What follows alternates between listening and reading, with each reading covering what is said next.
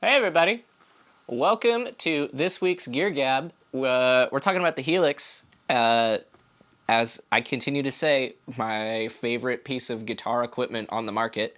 Today I am playing through my heavily customized FSR 2014 Squirtle Strat. It didn't come as a Squirtle Strat. It was actually a brown Sunburst Strat.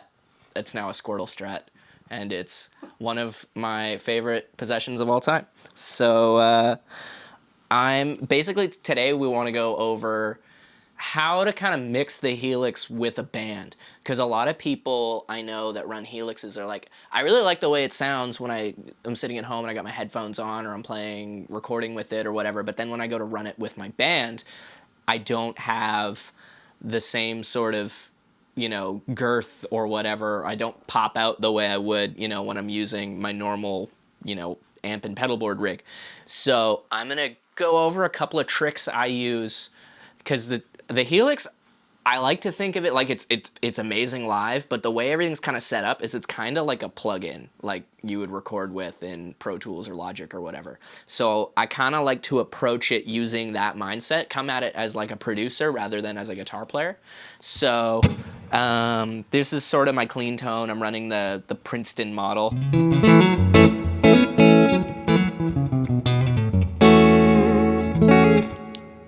Just on the neck pickup, there's a little bit of spring reverb action going on there as well.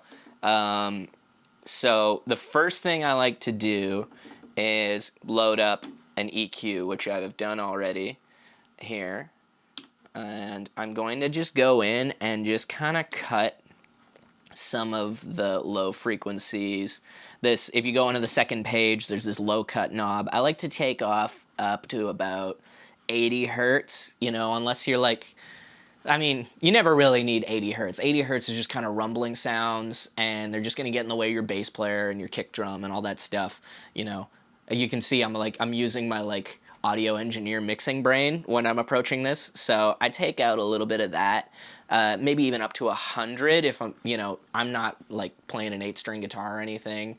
There's no crazy low end coming out of my tone, so I don't really need it there. So I just take that out of there, and right away, especially when you're playing with a band with everybody's got gain pedals on, you're gonna stick out a little bit more.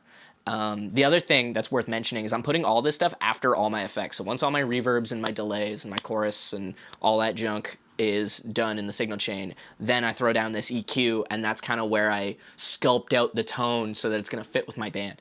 So that's the first move I usually make. That one I'll make without even really listening, because that's something that I'll just do by default to every preset I do.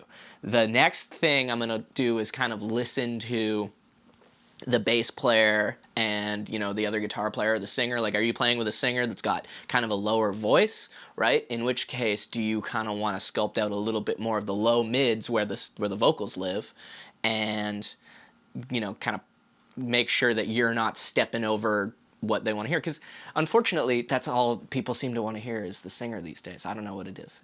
You can have the nicest Squirtle Strat in the world, but it's never enough, because if you're not the lead singer. So what we're going to do with that is we're going to pick a frequency probably around 200 to 250 is kind of where that's going to live. And if you had a higher voiced singer, maybe somewhere around 500 hertz in the low frequency knob here on the first page. And I'm just going to pull that down by say 2 dB. And I'm just going to point out here,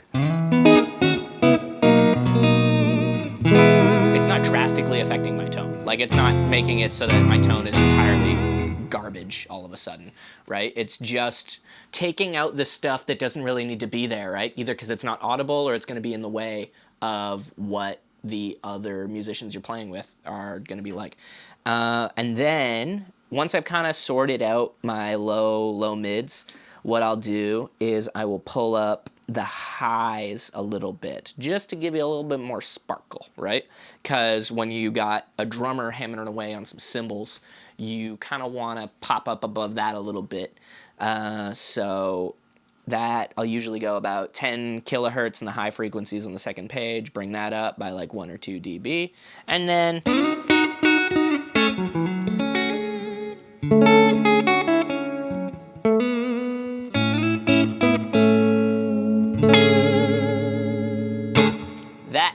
is actually going to make a difference on your tone. But it's usually in a nice, pleasing way.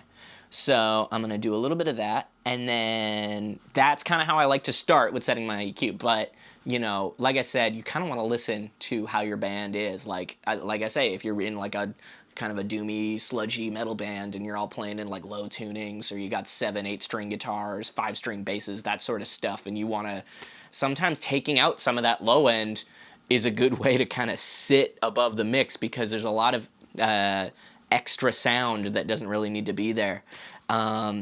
And, you know, again, listen to your singer, listen to your bass players. Your bass player, like you're in a funky band where your bass player's really giving it on the top end, and you can kind of make a little bit more room for them while you're playing like kind of like rhythm stuff, right? So that's kind of another approach I take. And then I'm going to turn on my gain pedal, and all of a sudden,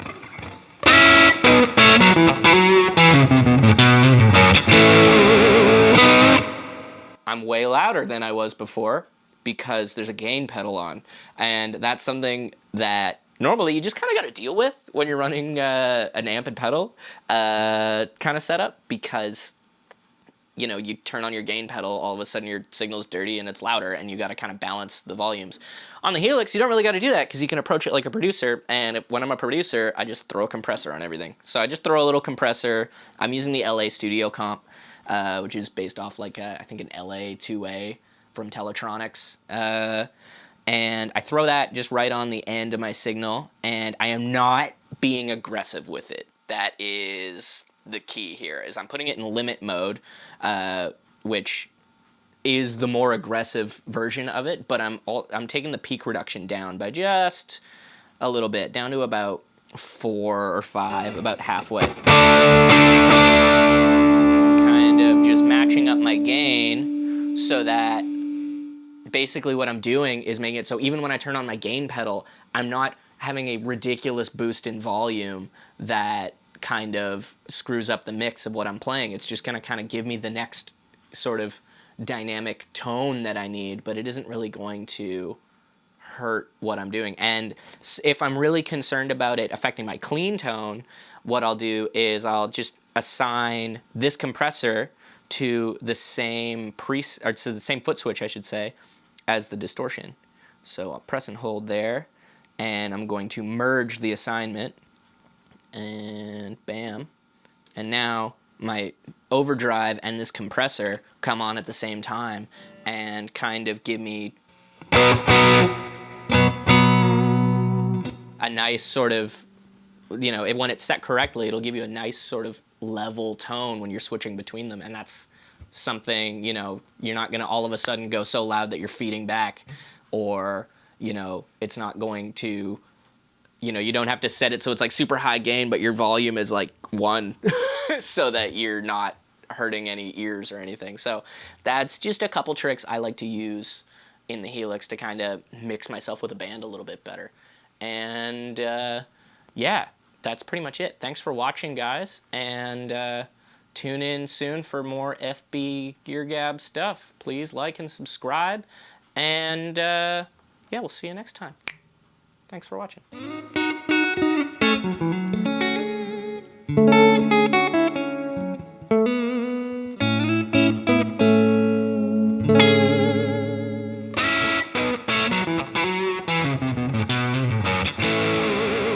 Unfortunately, that's all people seem to want to hear is the singer these days. I don't know what it is, you know? You can have the nicest Squirtle Strat in the world, but it's never enough.